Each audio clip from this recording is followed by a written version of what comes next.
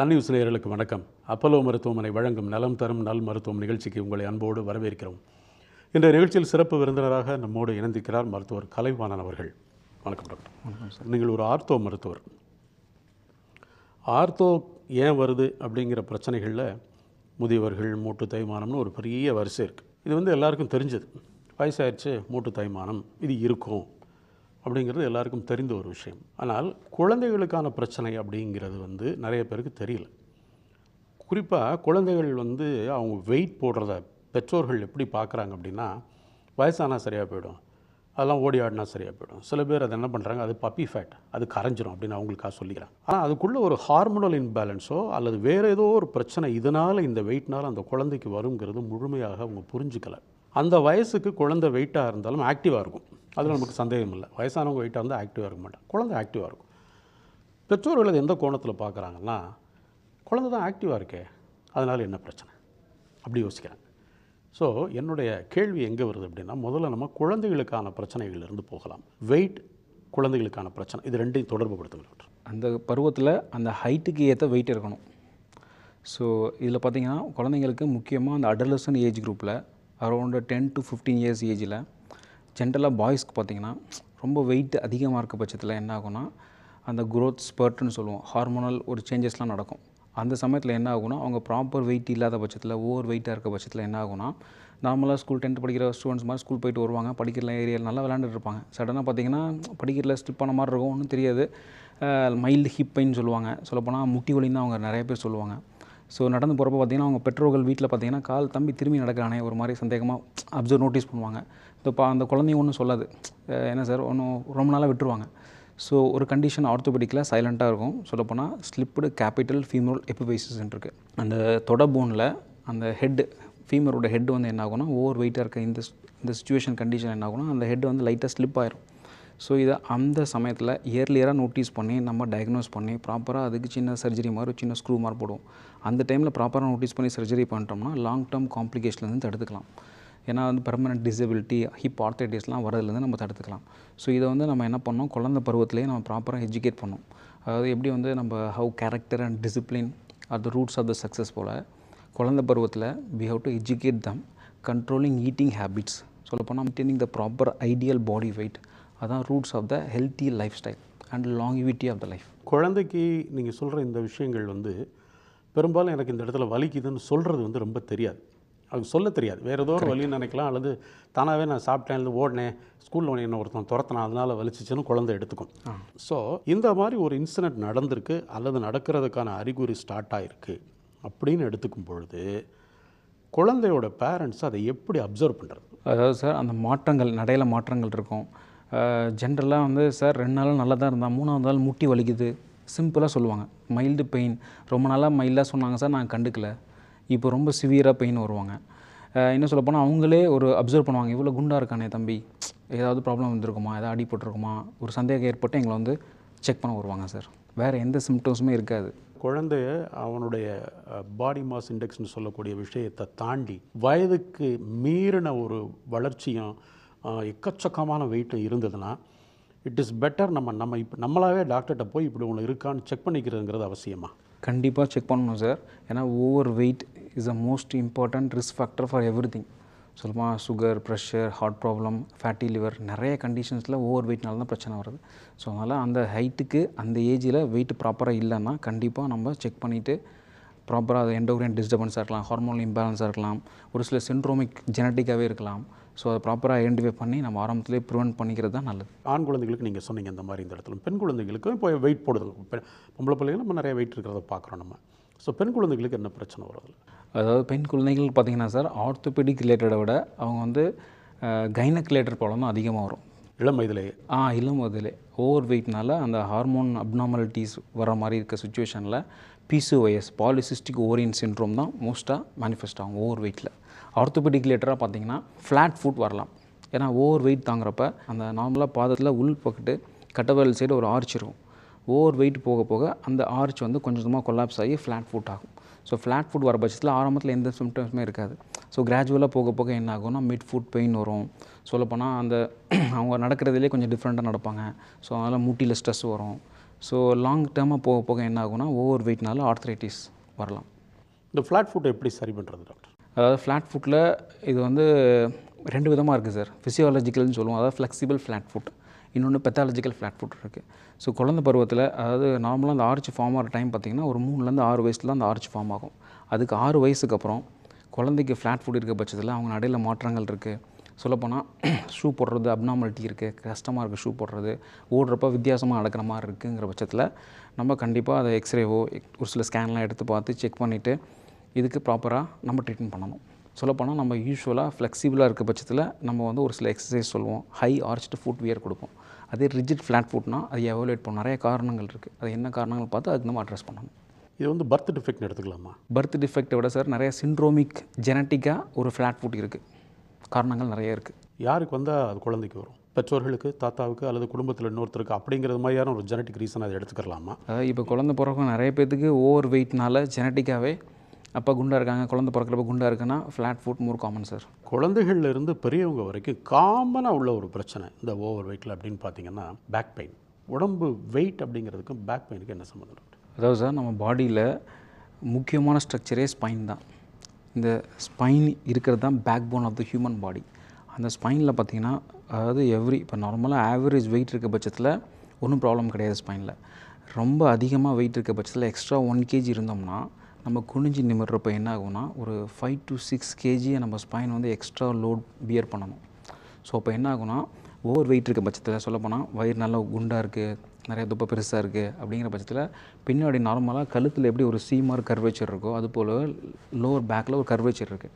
அந்த கர்வேச்சர் நார்மலாக இருக்கணும், அப்போ தான் நல்லது. அது ரொம்ப ப்ரெக்னென்சி டைமில் எப்படி இருக்கும், வயிறு உப்பசமாக மாதிரி துப்பை பெருசாக இருக்க பட்சத்தில் அந்த கர்வேச்சர் ரொம்ப எக்ஸசிவ் லார்டோசிஸ்ன்னு சொல்லுவோம். அப்போ என்ன ஆகும்னா எலும்புக்கும் நடுவில் நார்மலாக ஜெல்லி மாதிரி டிஸ்க்குன்னு சொல்லுவோம், அதில் வாட்டர் கண்டென்ட் இருக்கும். ஸோ இனிஷியல் ஏஜில் பார்த்திங்கன்னா அது வாட்டர் கண்டென்ட் நல்லாயிருக்கும். நம்ம இனிஷியலாக குனிஞ்சு நிமிந்து மடக்கி நீட்டுறப்ப ஒரு ப்ராப்ளம் வராது, அந்த எலாஸ்டிக் நேச்சர் மெயின்டைன் ஆகிட்டே இருக்கும். ஸோ கிராஜுவலாக வெயிட் அதிகமாக அந்த ஸ்ட்ரெஸ் அதிகமாகிறப்ப என்ன ஆகும்னா 2 எலும்புக்கு உள்ள ஜவ்வோட எலாஸ்டிக் தன்மை குறைஞ்சி பிதுங்கிக்கிட்டு வெளியில் வரும்.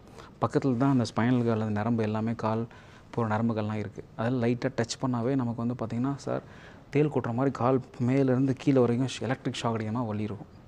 ஸோ இதை அப்போ நம்ம கரெக்டாக அட்ரஸ் பண்ணலாம்னா இது கிரானிக்காக போக போக என்ன ஆகும்னா டிஸ்க்கு கம்ப்ளீட்டாக பின்னாடி வந்து நரம்பு நல்லா அழுத்தம், சொல்லப்போனால் காலில் உணர்ச்சி இருக்காது, மரத்து போகிற மாதிரி இருக்கும். இன்னும் ப்ராக்ரஸ் ஆக சம்டைம்ஸ் சென்சேஷனே தெரியாது, கால் பாதங்களை அசைக்க முடியாது. ஸோ இன்னும் அட்வான்ஸ் ஸ்டேஜில் போகிறப்ப ஒரு எலும்புக்கும் இன்னொரு எலும்புக்கும் ஃப்ரண்ட்டில் ஸ்லிப் ஆகி வந்துடும். படிக்கிற ஸ்டெப்ஸ் மாதிரி அந்த நார்மலாக இருக்க நேராக இருக்கக்கூடிய எலும்புகள் முன்னாடி விலகிடும், அது லிஸ்தசிஸ்ன்னு சொல்லுவோம். ஸோ இதனால் நம்ம வந்து நிறைய விளைவுகள் சந்திக்கிற மாதிரி இருக்கும். இது எல்லாத்துக்கும் பேசிக் காரணம் ஓவர் வெயிட். ஸோ வெயிட் ப்ராப்பராக மெயின்டைன் பண்ணோம்னா முதுகில் போகிற ஸ்ட்ரெஸ்ஸு குறையும்.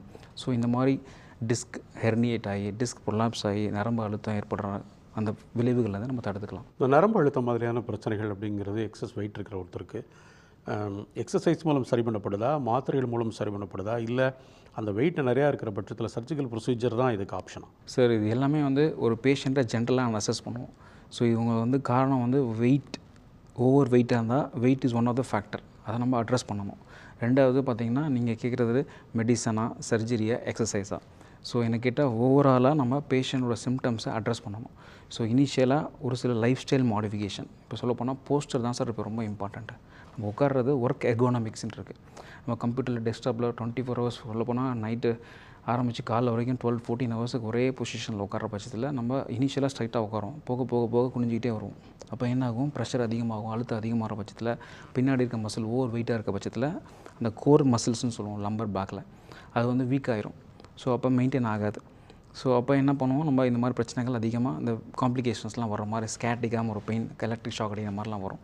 இது வராமல் இருக்கணும்னா அந்த ப்ராப்பர் ஒர்க் பிளேஸில் அந்த எர்கோனாமிக்ஸ் சொல்லப்போனால் கம்ப்யூட்டர் டு ஐ டிஸ்டன்ஸ் ப்ராப்பராக ஆகணும். கரெக்டாக நம்ம கர்வேச்சர் லம்பர் பேக்கு கழுத்து கை சப்போர்ட்டில் ப்ராப்பராக கம்ப்யூட்டரில் மெயின்டைன் பண்ணிக்கணும். ஃப்ரீக்வெண்ட்டாக ரெஸ்ட் எடுத்துகிட்டு தண்ணி நிறையா குடிச்சு பேக்கில் ஒரு சில ஸ்ட்ரெச்சிங் எக்ஸசைஸ் சைடில் திரும்புறது இங்கே திரும்புறது, ஒரு சில குனிஞ்சு நிமிர்ந்து ஒரு சில அதாவது ரப்பர் பேண்ட் மாதிரி இழுக்கிற மாதிரி ஒரு சில பயிற்சிகள் இருக்குது பேக்கில்.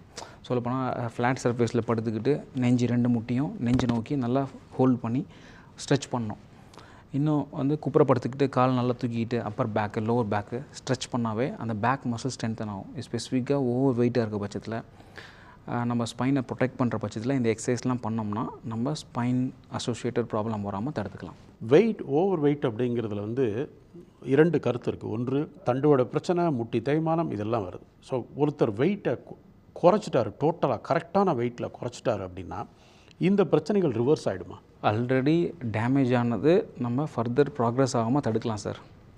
பட் ஆனால் ஆல்ரெடி டேமேஜ் ஆயிடுச்சு அப்படிங்கிற பட்சத்தில் ஒரு சில இப்போ பார்த்திங்கன்னா இப்போ ஃபார் எக்ஸாம்பிள் நீ ஆர்த்தரைட்டிஸ் இருக்குது, வெயிட் ஓவராக இருக்க பட்சத்தில் நீ ஆர்த்தரைட்டிஸ் வந்துருச்சு. அவங்களுக்கு ஆர்த்தரைட்டிஸில் 4 ஸ்டேஜில் 2வது ஸ்டேஜில் இருக்காங்க.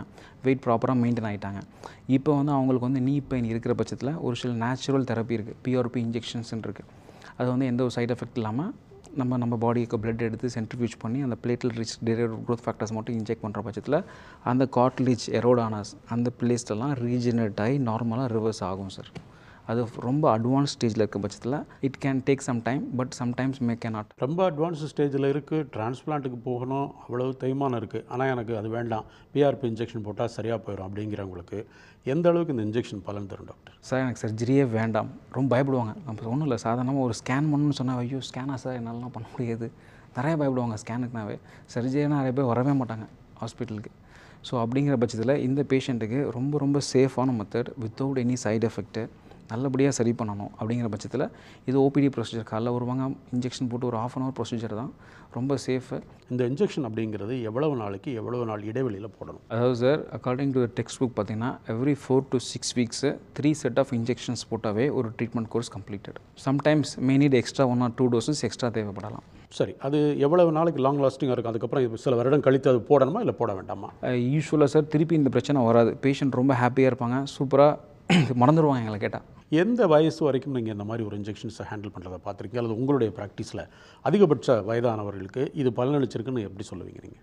சார் ஓல்ட் ஏஜ் பார்த்தீங்கன்னா ரீசெண்டாக பார்த்தீங்கன்னா ஒரு 90 years ஏஜில் கூட இதை பண்ணுறோம். இன்னும் ஆரம்பத்தில் தான் நம்ம ஸ்டீராய்டு இன்ஜெக்ஷன்ஸு ஒரு சில ஜெல் இன்ஜெக்ஷன்ஸ்லாம் போடுறோம். இப்போ அதெல்லாம் கொஞ்சம் காஸ்ட்லி. இது வந்து ரொம்ப பிளட் எடுத்து நம்ம பிளட்டே இன்ஜெக்ட் பண்ணுறனால very safe procedure, no side effect, patient also very feel comfortably. அதாவது உடல் எடை பாதிப்பு அப்படிங்கிறது மூட்டு தேய்மானம், முதுகெலும்பு தேய்மானம்ங்கிறதுலாம் நம்ம பார்த்துட்டோம். இது நேரடியாக தாக்கம். இந்த நேரடி தாக்கம் இல்லாமல் உடல் எடை ஒரு கோமாபிலிட்டிஸை கொண்டு வருது, இணை நோயை கொண்டு வருது. அந்த இணை நோயினுடைய தாக்கம் திருப்பி ஆர்த்தோ பக்கமாக திரும்புது அப்படின்னா எதை சொல்லுவீங்க டாக்டர்? டயபெட்டிஸ் மெலிட்டஸ் டைப் 2, அதாவது சர்க்கரை நோயினால் நிறைய எலும்பு பிரச்சனைகள் வருது, எலும்பு சார்ந்த தசைகளும் பிரச்சனைகள் வருது. சிம்பிளாக சொல்லப்போனால் தோள்பட்டையில் அந்த ஃப்ரோஷன் ஷோல்டர்னு சொல்லுவோம். அதாவது அந்த நார்மலாக நம்ம ஷர்ட் போடுற மாதிரி உள்ளுக்குள்ளே ஒரு செட்டப்பை மாதிரி இருக்குது தோள்பட்டை மூட்டில். அது வந்து நார்மலாக அந்த கேப்சூல் வந்து கையை பின்னாடி கொண்டு போகிறப்பெல்லாம் நல்லா ரப்பர் மாதிரி ஸ்ட்ரெச் ஆகும், இழுபடும். அது டயபெட்டிக்ஸ் இருக்க பேஷண்ட்டில் சுகர் கண்ட்ரோலாக இல்லாத சமயத்தில் அந்த சுகர் என்ன பண்ணணும், அந்த இருக்க டிஷ்யூவில் கொலாஜனோட சேர்ந்துக்கிட்டு ஸ்டிஃபாக மாறிடும். அதை வந்து எலாஸ்டிக் ரப்பர் இழுத்தா அப்படி வரணும், அது வராது. அப்போ என்னாகும், இப்போ ஜென்ரலாக பார்த்தீங்கன்னா பேஷண்ட்ஸ் வந்து நைட் நல்லா தூங்குவாங்க. சொல்லப்போனால் வயசானவங்க வீட்டில் தண்ணி தின்ன ரொம்ப ஹீட்டாக இருக்குது சார், தண்ணி ஊற்றினேம்பாங்க. ஸோ அதுக்கப்புறம் பார்த்தீங்கன்னா கையை தூக்குனாவே தூக்க முடியாது, கை ரொம்ப ஸ்டிஃப் ஆயிரும், கை பின்னாடி கொண்டே போக முடியாது. சட்டை போடுற சோப் போடுறதுலாம் ரொம்ப சிரமமாக, கையை திருப்பவே முடியாது. அதான் ஸ்டிஃப் ஷோல்டர்னு சொல்லுவோம். ஸோ இது வந்து சுகர் கண்ட்ரோல் பண்ணாவே ஒரு சில ஸ்ட்ரெச்சிங் எக்ஸசைஸில் இது நல்லபடியாக சரி பண்ணிக்கலாம். சர்க்கரை நோயால் பாதங்கள் பாதிக்கப்படுறதுங்கிறது வந்து நிறைய பேருக்கு உண்டு. ஸோ உடல் எடை, சர்க்கரை நோய், அதனால் வர பாத பிரச்சனை, இதை தொடர்பு படுத்துங்க டாக்டர். பாதத்தை அவங்க கேர் பண்ணணும், டெய்லி காலைல எழுந்துச்சி கால் பாதத்தை கண்ணாடியில் பார்க்கணும். ஸோ ஏன்னா அவங்களுக்கு வந்து சுகர் இருக்க பட்சத்தில் நரம்பு பாதிப்பு ஏற்பட்டால் சென்சேஷன் தெரியாது. அவங்க நார்மலாக நம்ம வந்து இடிச்சிட்டா கூட வலிச்சுதுன்னா எதாவது தெரியும், கல் ஏதாவது முள் குத்துனா கூட அல்சர் மாதிரி புண்ணு வர மாதிரி நமக்கு சென்சேஷன் தெரிஞ்சிடும். ஆனால் சுகர் இருக்க பேஷண்ட்டுக்கு காலில் எந்த ஒரு சிம்டம்ஸுமே இருக்காது, பெயின்லெஸ்ஸாக இருக்கும். ஸோ அதெல்லாம் டெய்லி பார்க்கணும், உணர்ச்சியே இருக்காது, சின்ன கொப்பளம் வரும். ஸோ அப்போவே நம்ம அட்ரஸ் பண்ணோம்னா சரி பண்ணிடலாம். ஸோ இன்னும் சொல்லப்போனால் சரியாக கண்டுக்கவே இல்லைன்னா என்ன ஆகும்னா, நம்ம நார்மலாக நடக்கிறப்ப சின்ன சின்ன ட்ராமா ஏற்படும் கால் பாதத்தில். அது பாடி நார்மலாக ஹெல்த்தியாக இருக்க பட்சத்தில் அந்த எலும்பில் போன் ஃபார்ம் ஆகும், போன் டிஸ்ட்ராய் ஆகும். ஈக்குவல் பேலன்ஸில் நார்மலாக எலும்பு மேனேஜ் ஆகிட்ருக்கும். இதில் நரம்பு உணர்ச்சியே போனதுனால அந்த போனில் ஒரு சில மாற்றங்கள் ஏற்பட்டு போன் டிஸ்ட்ராய் ஆரம்பிக்கும். ஸோ ஆரம்பத்தில் அவங்களுக்கு எந்த சிம்டம்ஸுமே தெரியாது. ஆனால் பார்த்தா காலில் கொஞ்சம் பாதங்கள் வளைவு கொஞ்சம் ஃப்ளாட் ஆகிற மாதிரி ஒரு சில மாற்றங்கள்லாம் தெரியும். அவங்க வலியிலேயே கண்டுக்க மாட்டாங்க. பட் ஆனால் அந்த டைமில் ப்ராப்பராக அவங்க இது வந்து சுகர்னால் கால் பாதிப்பு ஏற்படுற மாதிரி இருக்குது, அந்த அறிகுறிகள்லாம் கொஞ்சம் ஆரம்பத்தில் கால் சொட்டாக சூடாக இருக்க மாதிரி இருக்கும், கலரே மாறுற மாதிரி இருக்கும், கலர் வித்தியாசமாக இருக்க மாதிரி இருக்கும், வீக்காக இருக்க மாதிரி இருக்கும். இதெல்லாம் வந்து ஆரம்பத்துலேயே வந்து எலும்பு டாக்டரை பார்த்து எக்ஸ்ரே எடுத்து பார்த்தோம்னா சார்கோட்ஸ் ஆர்த்ரோபதினு ஒரு கண்டிஷன் இருக்குது சார், எலும்பு அரிப்பு ஏற்படும். சொல்லப்போனால் அதை நம்ம அப்போ அட்ரஸ் பண்ணால் விட்டோம்னா அதில் இன்ஃபெக்ஷன் வந்துடும், ஆஸ்டியோமைலிட்டிஸ் ப்ராப்ளம் ஆயிரும். அப்புறம் கொஞ்சம் கொஞ்சமாக அல்சர் ஃபார்ம் ஆகும். ஸோ இதை கண்டுக்காமல் அப்படியே விட்டுட்டோம்னா கால் எடுக்கிற அளவுக்கு போயிடும் சார். ஆர்த்தோ ப்ராப்ளம் அப்படிங்கிறதுக்கும் சூரிய ஒளிக்கும் ஒரு மிகப்பெரிய தொடர்புங்கிறது எனக்கு தெரியும். கொஞ்சம் அதை நேரடியாக சொல்லுங்கள். அதாவது சார், நம்ம இப்போ சொல்லப்போனால் ஃபேஷியல் பண்ணுறதுக்கு அரை மணி நேரம் கூட, நம்ம 1 மணி நேரம் கூட ரூமில் போய் உட்காந்து நம்ம ரிலாக்ஸாக இருப்போம். ஏன்னா நம்ம அழகாக இருக்கணும்னு நினைக்கிறோம். ஸோ ஆனால் வந்து சூரிய வெளிச்சம் படுறதுக்கு நம்ம சன் பாத் அட்லீஸ்ட் ஒரு 1/2 அன் ஹவர் எடுத்தோம்னா அதில் நிறைய பெனிஃபிட்ஸ் இருக்குது. சொல்லப்போனால் விட்டமின் டி வந்து நம்ம பாடியில் நேச்சுரலாக சிந்தசிஸ் ஆகுது. ஸோ எனக்கு கேட்டால் vitamin D is a secret super nutrient hormone. So அதனால் நிறைய பெனிஃபிட்ஸ் இருக்குது. இது வந்து not only for bone and teeth, it also regulates the immune system. நம்ம இம்யூன் சிஸ்டம் நல்லா இம்யூனிட்டி பூஸ்ட் பண்ணுது. சொல்லப்போனால் நம்ம மூடை ஸ்டெபிலைஸ் பண்ணுது, டெப்ரெஷன்லேருந்து நம்ம தடுத்துக்குது. ஸோ இப்போ ரீசெண்ட் ரிசர்ச்லாம் பார்த்திங்கன்னா நிறைய கோலோரெக்டல் கேன்சர், பிரெஸ்ட் கேன்சருக்கு அட்ஜுவன் தெரப்பியாக ஆக்ட் ஆகுது.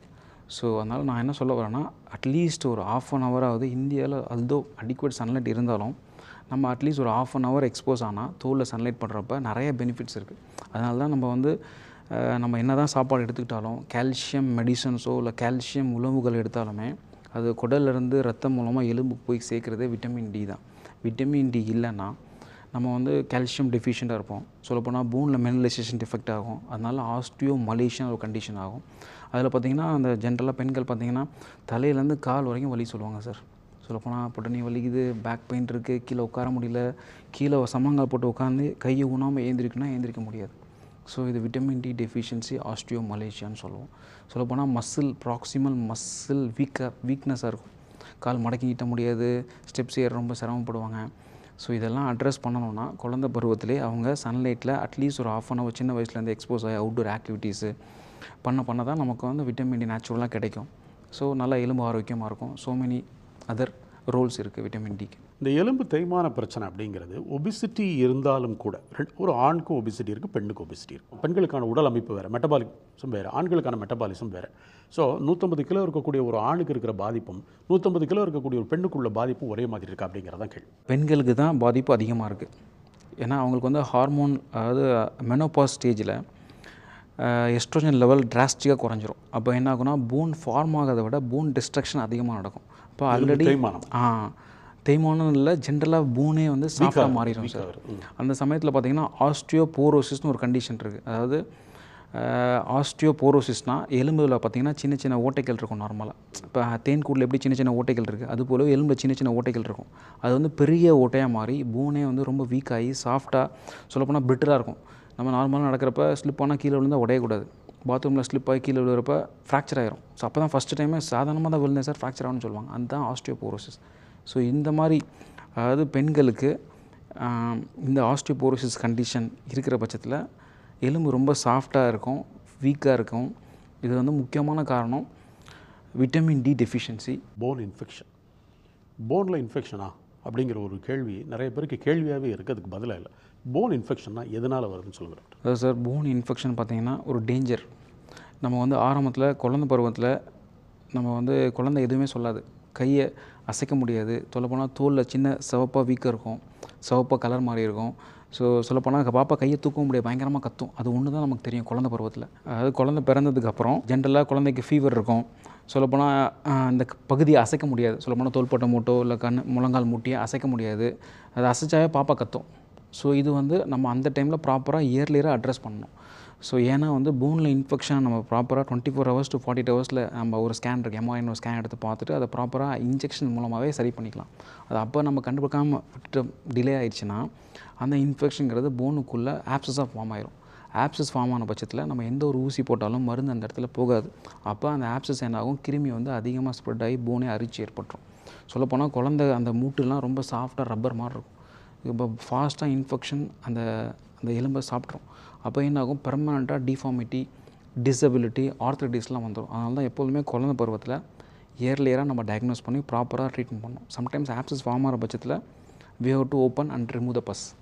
அதான் சார் ட்ரீட்மெண்ட். அது ஒரு சிக்கலான விஷயம் இல்லையா? இதே அடல்ட்டுன்னு பார்த்தீங்கன்னா நம்ம சொல்லுவோம், சார் இந்த முட்டி வலிக்குது, இது வந்து பார்த்திங்கன்னா நைட்டு தூங்குனேன், காலில் பார்த்திங்கன்னா ரொம்ப சூடாக இருக்குது, தொட்டவே வலிக்குது, கையை வைக்கவே முடியல, கால் மடக்கி நீட்டவே முடியல, நம்ம அடல்ட்ஸ் எல்லாருமே சொல்லுவோம். அப்போ நம்ம ப்ராப்பராக பிளட் டெஸ்ட்டோ இல்லை எக்ஸ்ரேலாம் எடுத்து பார்த்து ஸ்கேன் எடுத்து பார்த்து நம்ம ப்ராப்பராக ட்ரீட்மெண்ட் பண்ணிடுவோம். அப்போ தான் பிறந்த குழந்தைக்கு இந்த மாதிரி இன்ஃபெக்ஷன் அப்படிங்கிறது தாய்கிட்ட இருந்து வர்றதா, இதனால் அது ஏற்படுறது? இது சார் எதிர்ப்பு சக்தி கம்மியாக இருக்க குழந்தைங்க பட்சத்தில் இது மாதிரி வரும். சம்டைம்ஸ் டெலிவரி டைம் இல்லை அந்த டைமில் கேர் கொடுக்குறப்ப நம்ம குழந்தைங்க நிறைய பேர் வருவாங்க விசிட்டர்ஸ். ஹைஜீன் இல்லாத பட்சத்தில் இன்ஃபெக்ஷன் ஈஸியாக ஸ்ப்ரெட் ஆகும் குழந்தைக்கு. 10 குழந்தைகள் இந்த மாதிரி பிறகுல பார்த்தா எத்தனை பேருக்கு இந்த இன்ஃபெக்ஷன் வரதுக்கான சாத்தியக்கூறு நிறையா இருக்குது டாக்டர் இப்போ நம்ம ஊரில்? வெரி ஃபியூ தான் சார். Very few. குழந்தைகளுக்கு ஃப்ளாட் ஃபுட்டை பற்றி நம்ம பேசணும். கிளப் ஃபுட் அப்படிங்கிற ஒரு டேர்மும் சொல்கிறாங்க. ஸோ அதுக்கு என்ன வித்தியாசம் டாக்டர்? கிளப் ஃபுட்னா அது வந்து குழந்தை பிறந்தப்ப அந்த பாதம் வளைவாக இருக்கணும். அதான் கிளப். பிறவியிலே வளைவாக இருக்கும். பிறவி வளைப்பாதம்னு சொல்லுவோம். சரி. அந்த பாதம் வந்து முன்பாதம் முன்னாடி உள்பகுடு வளைஞ்சிருக்கும், கீழே நோக்கி வளைஞ்சிருக்கும். ஓகே. இப்போ இது வந்து பார்த்திங்கன்னா சம்டைம்ஸ் ப்ரீநேட்டல் அல்ட்ராசவுண்ட் ஸ்கேன்லேயே நமக்கு தெரிய வரும். தெரிஞ்சிடும். தெரியாத பட்சத்தில் நமக்கு குழந்தை பிறந்தப்போ தான் தெரியும். பேரண்ட்ஸ் ரொம்ப பயப்படுவாங்க. இது வந்து கம்ப்ளீட்லி ட்ரீட்டபிள் சார். அந்த பாதம் வளைவாக இருக்கிறது நம்ம எவ்வளோ சீக்கிரம் நம்ம ட்ரீட்மெண்ட் எடுத்து சீரியலாக மாவு கட்டு போடுற மாதிரி இருக்கும். ஒரு every 5th day every 4th டே ஒரு வாரத்துக்கு ஒரு டைம் கட்டு போட்டுகிட்டே இருக்கப்போ ஒரு 6-7 கட்டு போட்டாவே அந்த பாதம் வந்து வளைவு கரெக்டாக நேராக வந்துடும். டிஃபார்மிட்டி இல்லாமல் பாதம் நேராக வந்துடும், இயல்பு நிலைமைக்கு திரும்பும். இது வந்து ட்ரீட்மெண்ட் ஃபேஸ். அதுக்கப்புறம் ப்ராப்பராக அந்த குழந்தைக்கு அந்த பேரண்ட்ஸ் எஜுகேட் பண்ணுவோம். ஒரு பெல்ட் ஷூஸ்ன்னு இருக்குது, அதாவது ஃபுட் அப்டக்ஷன் பிரேஸ் ஷூஸ்லாம் போட்டோம்னா ஒரு ஆல்மோஸ்ட் 3 years to 4 years அதை போட்டால் தான் சார் அந்த பாதம் திருப்பி உள்ளே வளையாமல் அப்படியே இருக்கும். ஸோ இது வந்து நம்ம வந்து பேரண்ட்ஸ் ஒரு சில சமயம் அந்த கிராண்ட் பேரண்ட்ஸ் பாட்டிகள் என்ன பண்ணுவாங்க, பாப்பா தான் நல்லா இருக்கே, கால் தான் நேரம் ஆயிடுச்சு விட்டுருங்கன்னு சொல்லுவாங்க. பட் நம்ம கண்டிப்பாக அவங்கள எஜுகேட் பண்ணணும், அப்படி விடக்கூடாது. டில் 3 to 4 years வரைக்கும் அந்த பெல்ட்டோ ஷூஸோ கண்டிப்பாக போடணும். அதுக்கப்புறம் கொஞ்சம் கொஞ்சமாக சரியாயிடும். அதுக்கப்புறம் வளர்ச்சி நான் கம்ப்ளீட் ஓரளவு கால் பாதம் ஸ்ட்ரைட்டாக வந்துடும். அதுக்கப்புறம் மோஸ்ட்லி தேவைப்படாது. எடை குறைப்பு அப்படிங்கிறது ஒரு அத்தியாவசியமான விஷயம் வாழ்க்கையிலுங்கிறதா நீங்கள் இன்றைக்கி உணர்த்தின விஷயம். இந்த நிகழ்ச்சியில் கலந்துக்கிட்டதுக்கு மிக்க நன்றி டாக்டர். நன்றி சார். உங்கள் கேள்விகளை அனுப்ப வேண்டிய மின்னஞ்சல் முகவரி mydoctor@apollohospitals.com. தொலைபேசி எண் 044404040166. உடனுக்குடன் செய்திகளை தெரிந்து கொள்ள சன் நியூஸ் பெல் ஐகானை கிளிக் பண்ணுங்க.